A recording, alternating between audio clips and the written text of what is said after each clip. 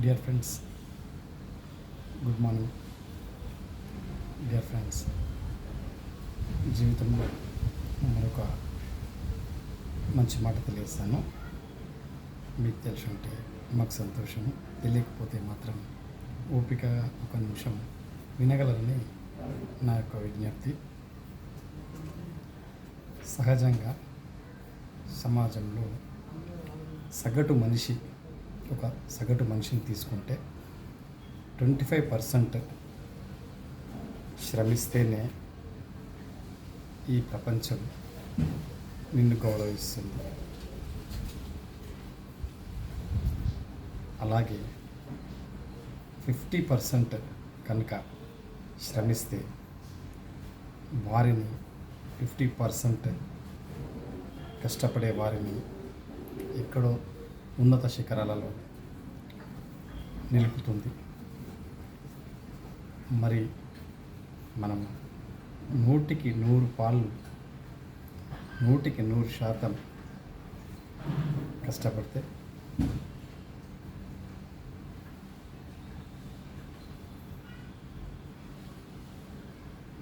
నలుగురికి విలువైన మనిషిగా తయారవుతుంది. మంచి మాట మరోసారి తెలియస్తాను. సగటు మనిషి తన జీవితంలో 25% శ్రమిస్తేనే ఈ ప్రపంచం నిన్ను ఎంతో గౌరవిస్తుంది. మరి అలాగే 50% శ్రమించే వారిని ఇక్కడ ఉన్నత శిఖరాలలో నిలబెడుతుంది. మరి అదేవిధంగా మనిషి ఎవరైనా కావచ్చు, మనిషి 100% కష్టపడ్డట్టయితే మీరు మనము నలుగురికి, ఆపదలో ఉన్న నలుగురికి ఆదుకునేంత శక్తి సామర్థ్యాలు వచ్చే అవకాశం ఉంటుంది. కాబట్టి దీన్ని దృష్టిలో ఉంచుకొని మనందరం